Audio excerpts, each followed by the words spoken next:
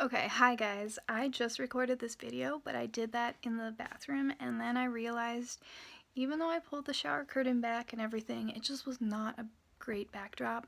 So trying this again. I felt inspired to make this video because I have been doing some journaling, and I've come up with some techniques or strategies. Some of them I came up with myself, some of them have been taught to me, but I think they have really helped, even in just little ways, for dealing with anxiety, depression, getting stuck in rumination, self-deprecating thoughts, all of that. And so I just thought I would share some of them. It's sort of becoming a routine for me.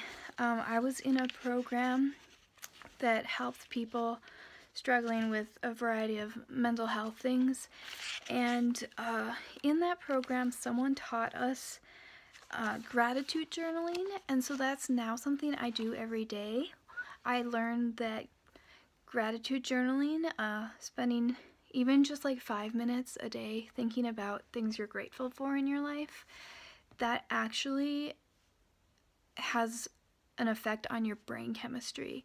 It actually really helps. So if you're struggling with anxiety and depression, it's not like it's a cure-all, but it actually taking time out of your day to think about things you're grateful for, it legit changes your brain chemistry. And I was doing this for a couple weeks on a daily basis, and then I stopped because I was in a really low point, which is actually probably in some ways when it would have been the most helpful, but I've gotten back in gear. I'm back into gratitude journaling, so don't give up. Even if you miss a day, just get right back into it. But yeah, so I wanted to share a little bit about how I journal throughout the day, because it's a very structured journal. For people who like to have order, organization, I'm a type A person, or personality, or whatever you call it. This can be quite helpful. And the first thing I do at the beginning of my journal session, let's see, 1 second. What I do is I write down, today I am proud of myself for, and then fill in the blank. So, alright, here's my example. From one day, wait, you can't see it. Sorry. Okay, the lighting is not great here. Anyway, what it says is, this is from a few days ago, it says, today I am proud of myself for going for a walk in the snowfall and for moving home. I made the big life change, and I felt a lot of relief with the confidence I feel in that decision, because making decisions is difficult for me. And I said also for going to Mass. It looks like I said also for going to Mars, but no, I haven't been to Mars. And after that, so I actually start my day with that, or my journaling with that. Whenever I journal during the day, a lot of the time it's later in the day. Sometimes I start earlier in the day.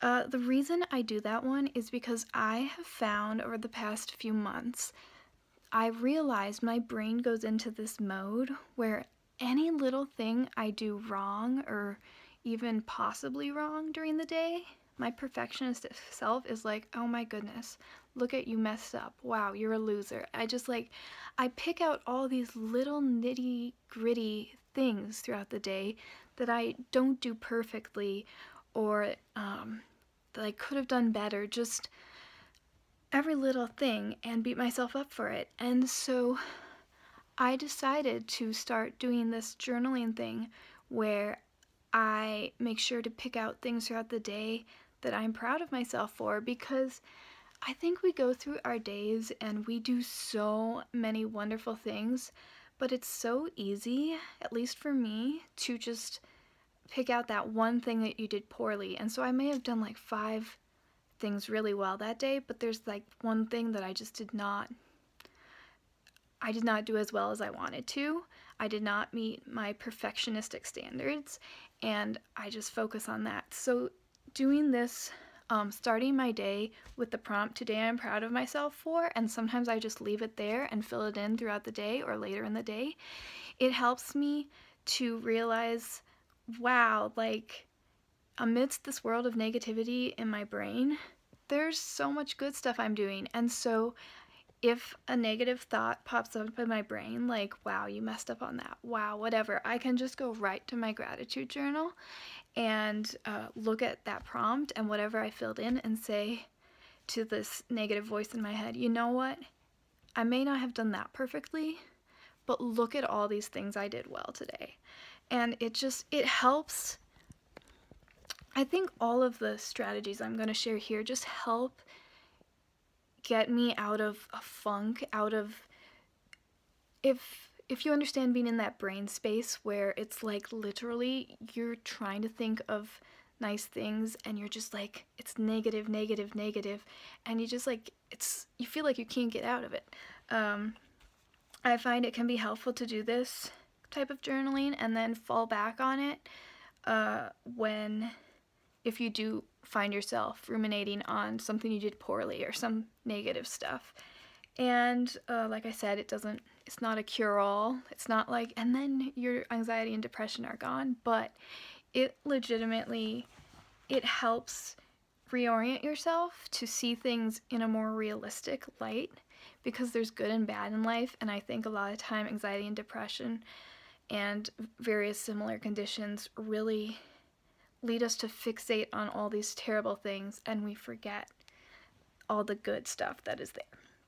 So that was a long way of telling you step 1. Step 2, so that first one I came up with myself, not like no one's ever done something similar, but I just kind of came up with that one myself. This next one is the gratitude journaling section, and as a type A personality, I like to set it up this way. Some people might prefer to just like have a blank sheet of paper and just like write down what comes to mind, and that's awesome.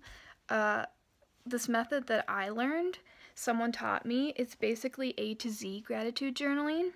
And so what I do is I write down each letter of the alphabet, so A, B, C, D, all the way through Z, and then I fill in something for each letter. So I'll give some examples.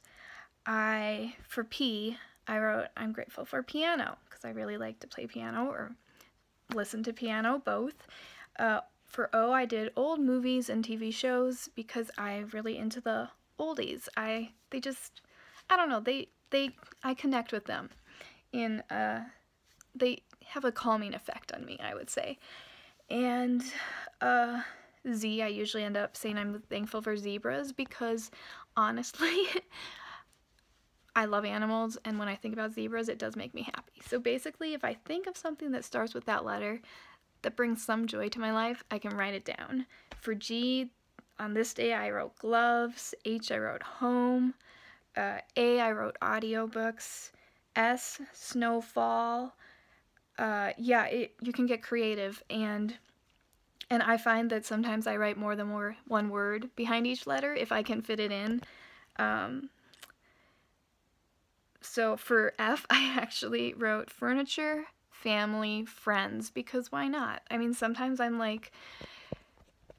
don't write all that stuff down, but I can still think about it, and it puts my mind in a happy place. And so I like to A to Z gratitude journal, and I personally make myself find something for each letter. And yes, some of them are almost always the same. The zebras and the x-rays, those ones rarely change. Sometimes I come up with something. Maybe you like Zumba. I actually get tired out really easily, but like, you can get creative and it's fun. And I mean, the rules, so to speak, can be different for each person. I try to come up with something that I didn't write the day before, or that I haven't written down yet, or haven't written down recently, so that it's not like the same thing every day. But I mean, it's whatever you want. Like, there might be some repetition. You might think of some new things and be like, wow, yeah, that brings me joy. So I start out with what I'm proud of myself for, and I leave some space. And then in a different color marker, I like doing these in marker, I do my gratitude journal. So I don't think this one's too personal, so we'll just, there we go. Alright, so the green is step 1, and then the purple is the gratitude journal. The last thing I wanted to share is something that I came up with today, actually like half an hour ago. And actually there's a little story to how I came up with this. I think it's a really good journal prompt, or sort of step-by-step way to journal if you're stuck in a really dark, negative headspace. And what happened was that I wrote things I'm proud of today, so I didn't let fear overcome me in a certain situation. That's something I was proud of myself for today. And then I was doing gratitude journaling, and I got to the last 3 letters, and there's just something that happened today where it was kind of like, I mean, we all have our ups and downs, and it was just kind of a down, and I was like, trying to come up with these last 3 letters. I was at I, O, and Y, and I was just struggling. I could think of words, but I was like, when I think of that, I don't feel happy. Like right now, happiness it's somewhere out there, and I'm here. And instead of feeling happy, I could tell that there were certain thoughts just going around in my head. I was just ruminating on them. And so what I actually did in the moment is I tried to pick out the keyword, because obviously there's something in my mind, a thought, a word, something that is trying to get my attention. And so I picked out that word, and the word that was going through my mind or the concept was rejection. And so I actually just in that moment thought, okay. I was struggling with words, so I was like, what's the opposite of rejection? And the word I came up with there is acceptance. And then I was like, can I think about like instances in my life or people I spend time with in my life where I feel a lot of acceptance? And alright, there's a little side story to this. I ultimately made this a 3-step routine. What hurts you? Fill in the blank. What is the opposite of this? Fill in the blank. And then where do you find that in your life? Where do you find the second word that you filled in? And when I was doing I promise I'm almost done for people who are like, this video is getting long. It's like, yes it is, but there's a lot to say. Alright, so when I was in a group that we were learning various methods of, this is where I learned gratitude journaling and a variety of things. Another thing we did was try to identify your values, and that can be really difficult when you're given a list of like 100, 300 words and said, alright, pick your top 1 to 3 values in here. Like, try it. Maybe it comes easily to some people, but trust me, not everyone. A lot of people, like, if you're meticulous and perfectionistic like me, you're looking at these words like, whoa. So first you narrow it down to 15, and then 10, and then 5, and it's like, it's a process. But the reason I bring this up is because I realized as I was doing this little what hurts you, what's the opposite of this exercise, I realized, alright, what hurts me, there's like a pattern. This is something that is either in my head a lot, or when I experience this thought or whatever, I really feel it and have a hard time with it. So I was like, alright, what's the opposite of that? Acceptance. And in doing this exercise, I realized, maybe acceptance is actually one of my biggest values. So if you're someone trying to figure out your values, there are a lot of ways to do it. I'm not saying get in a dark space in your mind and then do this opposite routine. If you're in this happy space, no need to go there. But if you are stuck in a dark space in your mind, and it's just like, there's just this thought gnawing at your brain, and it's like you can either repress it or acknowledge it. Maybe you can look at what this is and what's a word that really depicts that. I had rejection. The next word I did was loneliness. Those are 2 places that for me are very vulnerable and scary. Those experiences are just very painful, and they hit really hard for me. And so I wrote those down, and then for opposites, for rejection is acceptance. So I was like, okay, considering how much rejection hits me and how difficult that experience is for me, I think acceptance means a lot to me. And so then I go into step 3, where I write like people or groups of people in my life where I feel acceptance. And it's kind of just like a way of saying to the thought. So for me in this scenario, saying to rejection, I acknowledge you, I feel you, this hurts. I'm not like repressing it, but I'm also like, I also would like to acknowledge that there's an opposite and see where that is in my life. I'm not denying that I went through an experience of rejection. I'm not denying the pain in that. I'm not saying I need to suppress it or just like run away. But if I'm having trouble getting out of that spot, it's like, it's kind of like bringing your mind out of the dark place into the real world, for better terms, where there's good and bad, and being like, I acknowledge the bad, but I also see the good. And all right, with that, I'm going to quickly show you kind of what it looks like in my journal. Again, the lighting is not good. What hurts you? A. What's the opposite? B. And where do you find B in your life? So I listed some friends' names. What hurts you? I found after I went through rejection, there's something else gnawing at me, and it was like loneliness. So then I wrote friendship and companionship, and now I'm brainstorming where I find those things in my life. So it just helps you see things in more of a balanced way, I would say. It doesn't devalidate painful experiences. It doesn't say don't acknowledge that. And there's definitely stuff you could look into there as well, but it's also saying this is not my whole world. Like, there's something in my life that is the opposite of that I yearn for, and where can I find that?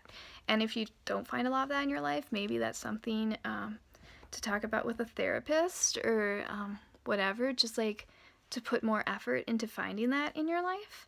Finding, in my case, people who accept me, or friends to hang out with so I'm not lonely, or addressing why I'm afraid of that loneliness. There's a lot. This is an 18-minute video. That was not my plan, but if you've watched, thank you. I hope these exercises help you. Remember, I'll put a little blurb I'll probably put up a little picture of kind of like the different steps of my processing routine for people who are interested, and you can look in that so that you don't have to rewatch an 18-minute video. That is all. Bye!